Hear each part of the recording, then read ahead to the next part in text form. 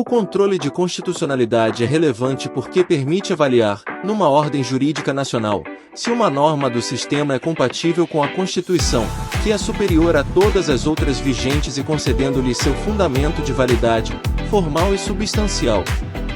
Não é à toa que se diz que a Constituição é a lei maior ou lei fundamental de uma nação. Desse modo, qualquer norma é criada segundo as regras formais, procedimentais, previstas no texto constitucional e as regras materiais nela contidas devem seguir os princípios e preceitos estabelecidos na Constituição. Se a norma, que pode ser uma lei ordinária, lei complementar, decreto, etc., não cumpre essas condições, ela deve perder a eficácia. Existem, pois, diversos procedimentos para que essa avaliação seja feita. Daí a presente classificação, que leva em conta diversos critérios, tais como o órgão estatal que exerce a avaliação, o momento em que ela é feita relativamente à promulgação da lei, entre outros.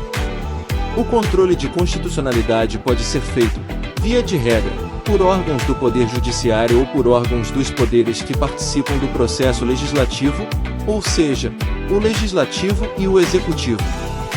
Daí uma das distinções ser entre controle judicial e político.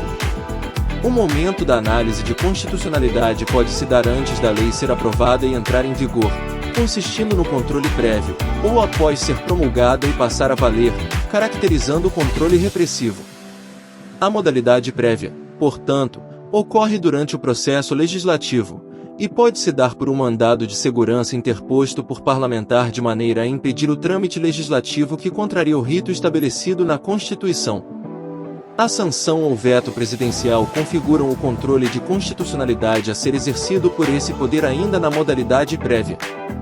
O veto poderá ser jurídico, quando é fundamentado em matéria de direito, eis aponta falha no processo legislativo, aponta flagrante desrespeito à disposição constitucional, etc., ou político, esse projeto de lei vai de encontro aos programas de governo, contra a ideologia defendida pelo representante, etc. Mas a lei poderá ser vetada integral ou parcialmente no momento anterior à sua promulgação e publicação, justamente quando passará a vigorar. Por sua vez, o controle será repressivo caso um juiz ou tribunal decida pela incompatibilidade da lei em vigor com a Constituição, de modo a interferir no caso que analisa ou no caso de uma tese abstrata assim permitir o entendimento. Poderá ser repressivo também pela análise do Conselho Constitucional francês, que analisa leis que já estejam em vigor, após aprovação parlamentar e sanção presidencial.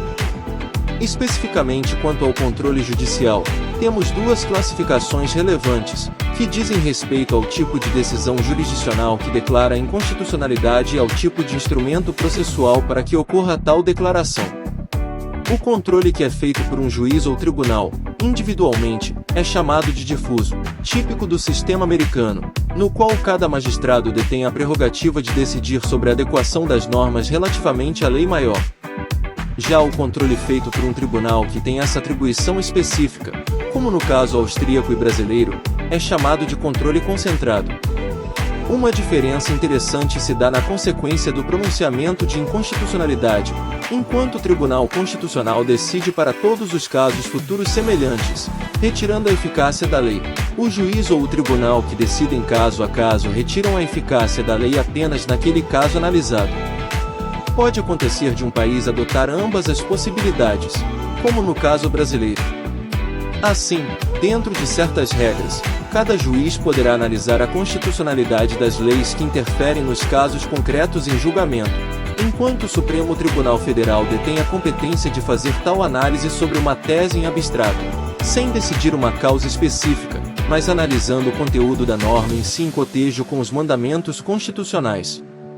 Paralelamente ao controle judicial concentrado e difuso, existem os meios de provocação do controle judicial, que pode se dar de maneira a resolver um caso, controle difuso, ou uma tese jurídica, controle concentrado.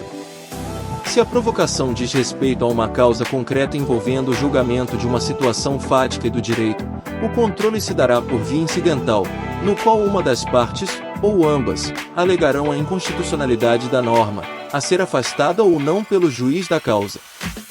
Já se a provocação for protocolada por órgão responsável pela fiscalização da constitucionalidade das leis perante um tribunal específico, o controle se dará por via principal, ou seja, será proposta uma ação que tenha por objetivo discutir uma tese jurídica abstrata que comprove que a lei desrespeitou a Constituição, seja em sua elaboração, seja em seu conteúdo.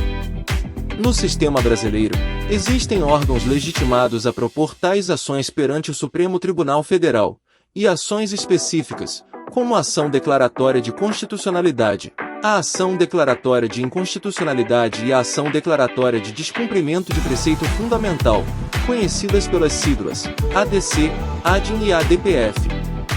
Confira outras postagens sobre a teoria da Constituição no blog Tá no VAD.